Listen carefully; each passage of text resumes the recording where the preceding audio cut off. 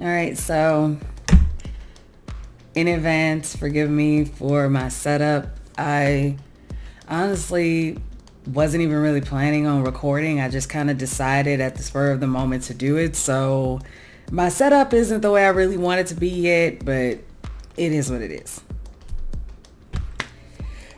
Hey sunflowers, and welcome back to BPDsquared. No, I'm not gonna say it. I'm not gonna say it because I was about to say it's been a long time, but we all know that already, right? So that's a statement that does not need to be iterated every time I come back on the camera. So leave that alone. I'm kind of going off the dome today because there's a lot of things that I wanted to share with you guys that I tried to put down in script form and it just didn't feel right. I've tried actually recording this before and my audio didn't work. So I was just all kinds of flabbergasted when trying to make this video. And again, I've just been putting it off because I was kind of, I guess, looking for the right words to say. And even now, I have no idea what I really want to say. I know the general point I'm trying to get across, but I'm not really sure what it is I'm actually trying to say. But hopefully I won't take too long and it'll make sense. So with that being said, I basically just wanted to go over or do a rundown of what's been going on with me for the past couple years and why I just disappeared and why I decided to come back now, and questions you probably didn't even care to ask. But I still felt it was necessary to have this conversation with you guys because I put out content that is in the realm of mental health. Like, my channel is dedicated to talking about mental health, talking about experiences, not just as a woman of color, but as a woman that deals with bipolar disorder and borderline personality, as a woman who is constantly navigating her way through life and understanding diagnosis, not just from my own perspective, but from the perspective of the outside world. So for me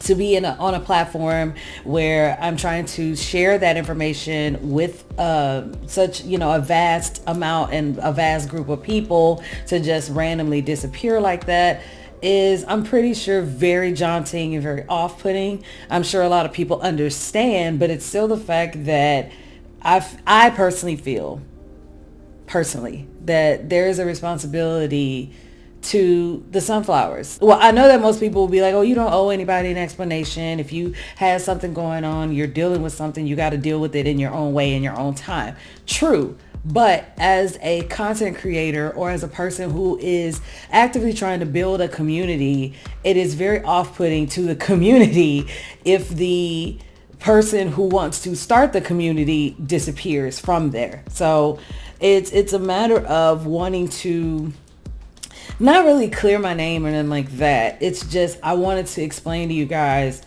the pressures that come behind trying to do something as big as this. And I know for a lot of people, YouTube, Instagram, TikTok, all that stuff, it seems pretty easy. But it's when you're actively in a field where you're constantly competing to be seen, because it's not necessarily that I'm trying to compete with anybody specifically, but as a person trying to make a name for myself business wise, as a person trying to make myself stand out in a way, especially in such a underrated way, is a lot of pressure and a lot of work. And yeah, so like I said, I feel it is necessary to have this conversation with you guys because the journey to trying to be the person I want myself to be has not been an easy one.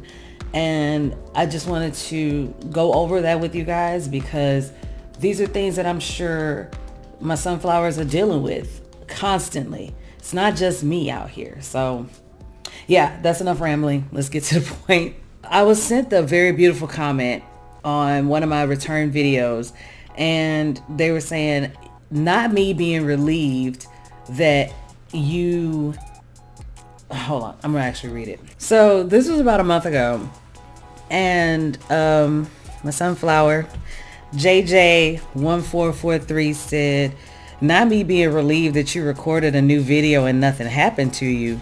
My anxiety had me thinking you hadn't recorded a new video or gone live because something happened. So first of all, JJ, thank you so much for your concern. I know I responded to you already, but I wanted to verbally say I appreciate that so much. You don't even understand. That means a lot that even just one is out there like, yo, I actually watch your stuff and I was actually concerned about you. That means a whole lot to me. So thank you for that, first of all. And second of all, yeah, I mean, for the most part, nothing. No, I'm not gonna lie to you. A lot happened. A lot actually happened, JJ. 2022 had to honestly be the hardest year of my life. Like, I don't think I've ever gone through anything as mentally, physically, emotionally, and financially challenging as 2022, specifically February, March, and April of 2022. But we just had so many things happen. Like, we had to find a new place to live.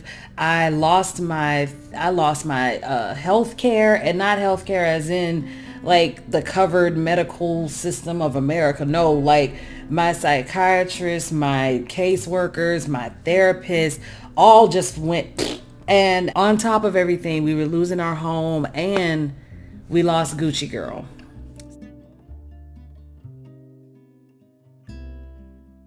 In a span of a month, I lost so much. And granted, I look at it now as a blessing in disguise. But basically, yeah, it was a lot that happened, and we're in a new space now. We're one dog down, but I still got my Lucas Pukas. He's over there chilling on the couch. He's actually looking at me. He's chilling on the couch right now. Hold up. Here's your Pukas.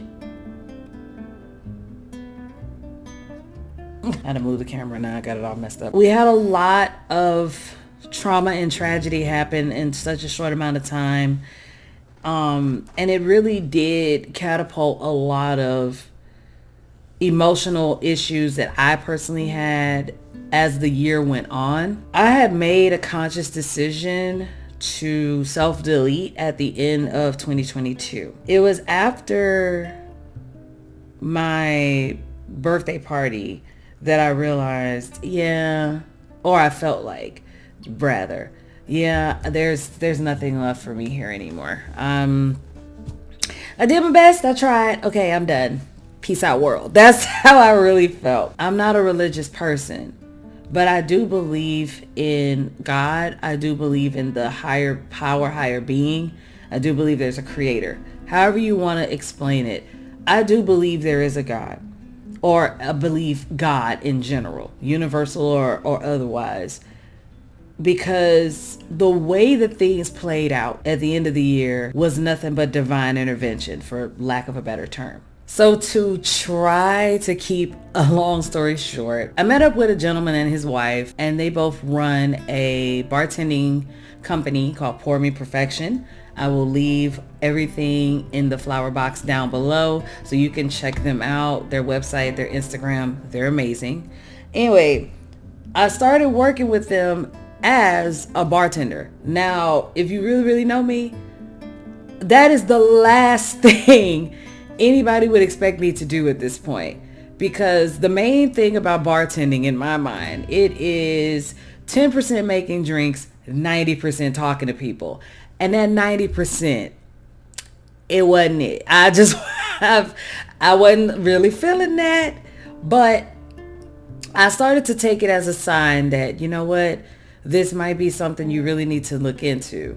Which, to be fair, actually, when I started talking to them, I approached them in a sense of doing back office work. So I wasn't even intending still to be an actual bartender, but I was I was looking for work anyway. So it's like, yeah, let me help out with like paperwork, organizing, Somehow I ended up as a bartender. You're not slick. You know who I'm talking to. Anyway, I've been working with them, and jobs have been pretty good. I've been having a lot of fun, to be honest. Of course, I have my moments where I get in my own head and I start second guessing myself. And I remember working this one gig and I just felt so low as a person, because here I am working in a field that I'm still learning. Like I'm still in training now. And it's like, I didn't really know what to do. I was overwhelmed. There was just so many people. And on top of that, I'm working next to this very gorgeous woman who is confident and knows what she's doing and moving about and doing things. So I just felt like, oh my God, what am I doing? Why am I here? I felt and it wasn't her. And to make it clear, it wasn't her.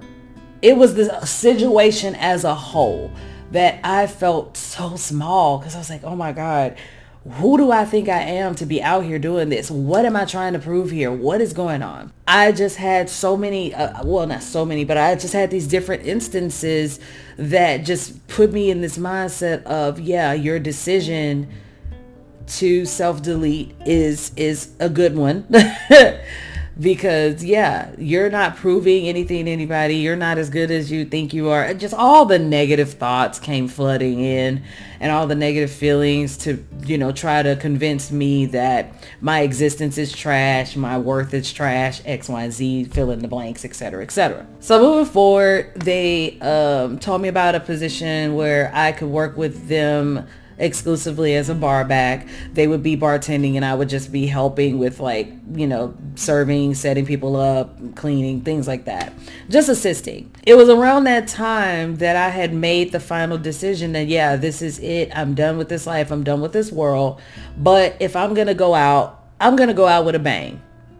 And so I told myself, okay, I'm going to dress that's the way that is appropriate for the event, because it was a wedding and it was a Great Gatsby themed wedding. So I was extremely excited for that. It was a gorgeous wedding. But anyway, I don't know. I just put on this persona of what is the best version of Brenda. I'm smiling at myself because it's like, I'm going to cry. But anyway, I hope not. So the night goes on, we're dancing, we're laughing, we're singing, we're drinking. We're bartenders, we got to test it out. So we are getting ready to clean up, and I'm washing out glasses and other stuff that we were using, and boss man comes over to me. I don't really know what to call him, but boss man comes over to me and, he puts his arm around and says, I'm so happy to have you here. You're doing a great job. Just want to say thank you so much for all your help and everything. And I told him, I'm very glad I agreed to come out because it changed my perception. I'm not really sure what I said, but I was like, I'm glad I came out. It really helped. And he was like, you good? What's going on? So briefly kind of told him that, I've been struggling and I just really didn't know if my decision to stay here was a good one or not. And it's, just from this night alone, I'm starting to rethink that decision. And at that point, he grabbed me into a hug and he was like, I'm glad you're here. And that has stuck with me ever since. So, and also why I prefaced earlier that I'm not religious, but I know that there's a God. So not only do I have someone telling me that they're glad I'm here, but I also go and open my YouTube studio, something that I hadn't done in months, and I look and my subscriber count has increased. My comment section still has comments coming in, and it's like my most popular video, how to get over your favorite person, has over 10K views now. Like what? Like legit. What the F, y'all? So thank you to turn around and see that, just those little slivers of hope saying, you still have value here. You may not be the best bartender now, but who says you won't be? you know, and for what you do know and for what you have done, it's necessary. For what I've already put out on this channel, on my Instagram, the advice I've given friends, apparently, there's value, there's worth, and there's necessity. It took me these 2 years to really understand that and get to that point again. I had to get back to the place where I recognized my own worth in my own way and recognized myself as a human, because I feel like one of the things I'm definitely guilty of is believing I have to be superhuman in order to be valuable or worth the time, and I don't need to do all that. You don't need to do all that. By the way, I just want to interject this real quick. I don't know what you guys believe in, but I know a lot of us have heard the phrase, be careful what you wish for and be careful what you ask for. Because I'm going to tell this story and then I'm going to peace out. My aunt had breast cancer in the mid-90s.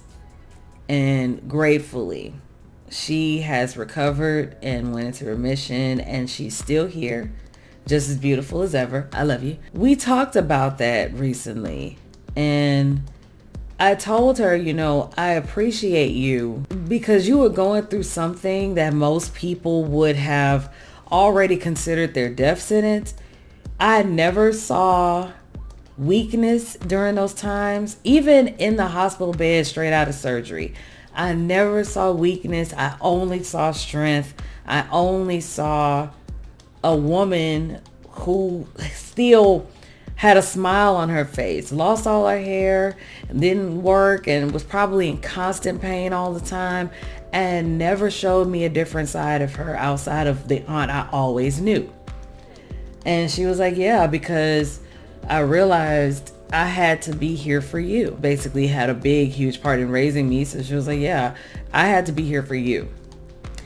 And she went on to say that, she didn't take cancer as a death sentence. She didn't take it as something to feel bad about. She actually saw it as a lesson. So when most people say, why are you punishing me? She asked, what are you trying to teach me? And that right there blew me, because I'm like, that's the definition of a strong woman if I've ever heard one. You have to really be careful what you ask for, because I had kept saying, I would love to take some time off from work. I want to spend more time at home with mom and dad and my family and Brenda and everybody. And I want to, I was really thinking about cutting my hair. I really want to kind of shave my head. So she's asking for all this stuff. And in the most morbid way possible, she's like, I want all these things, and then the doctor says you have cancer. She was like, yeah. So I got everything I asked for, because I had to shave my hair. I took time off from work, and I spent ample amount of time with mom and dad. So I got everything I asked for.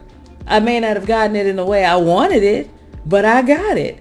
And I was like, wow, that is such a beautiful outlook. And the funny part for me is the very next day, I was walking Luke and I was having my conversation with Spirit, as I do. And I had to stop, and I literally fell to my knees in the middle of the sidewalk. I just started cracking up laughing. So I had to call my aunt and I said, hey, I don't mean to bother you, but I just had a revelation. I just had a moment, an Amy moment. And she was like, what happened? I said, I just realized how I got this apartment, and I realized Keenan and I have been saying for months, y'all, we need a new place. We need a new place. We need a new place. So we got kicked out, and now we got a new place. Be careful what you ask for. All of the stuff that I went through, and this is what I said earlier, where I know how I know God exists, and to be careful what you ask for, and to start paying attention to the things happening around you. I got everything I asked for. I really did. And I realized that, and in realizing that, I was like, if I can put this out there and get it, apparently I can ask for this to continue to happen, and I'll get it. And through my sunflowers, through my spiritual connection, through my family, through my friends, even through my haters, I'm starting to get back to this space of understanding the points of life and feeling like and accepting that life is actually worth living. That's what I've been up to. That's what's been going on in my so-called life. But I want to end this by saying I am extremely grateful to all 692 of you, which is hilarious because literally I just looked at this and I just gained a subscriber. So thank you. Who just subscribed? Hold on, let me give you a shout out. So yeah, sunflowers, thank you for everything. Thank you for subscribing, commenting, liking, sharing your experience, especially that part, sharing your experience, finding this channel to be a safe space for you to express those feelings and get those things out. I'm very grateful that I could contribute to that in such a small way. I have a lot of things planned, and I'm just working with Source to make sure that what I have planned comes out in a time that is necessary and needed, and that it actually resonates with you guys. I do plan to return to some Sims content because there is a specific mod coming out very soon. Well, it's already out. I'll say, I just didn't want to pay for it, but it's already out.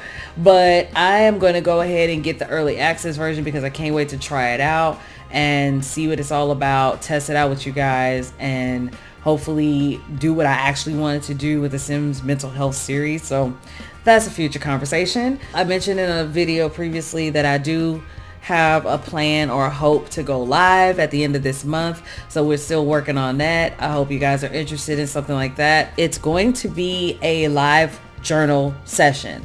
So with that being said, if you guys have any questions or prompts or anything that we could actually have a discussion about, that we could take a lesson from and write about and really just have a open discussion in the chat, please leave them in the comments below this. Just any kind of questions, appropriate and mental health related questions, please. Again, I hope that this video made sense, that I answered a question that you may have had, and if you didn't, here you go. And again, just overall, thank you so much. I love you guys so much. I'll see you in the next one. Yeah. Mwah. Bye.